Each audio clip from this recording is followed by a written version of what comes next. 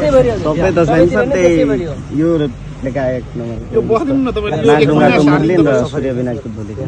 मान्छे ल्याएर फटाफट काम गर्नुहोस् न तपाईँ अब भोलिदेखि 12 जना मान्छे ल्याएर आउँदैन सही 150 जना ल्याएर सर फेरि आउनु सर अब यो महिना सार्ने मन्जु हजुर यो बाटोलाई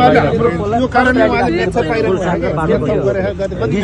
कुरा के छ नि हाम्रो यदि त्यसो हो भने हामी रेस्पोन्सिबिलिटी दिन सक्छौँ कि उहाँलाई दिस यो रेस्पोन्सिबिलिटी भन्छ बाटो क्रेन छैन रे क्रेन व्यवस्था त आफैले गर्ने होला नि रेस्पोन्सिबिलिटी भाडामा लिएर भए पनि गर्नु पर्यो नि त पोल देखाएर उहाँले मेथड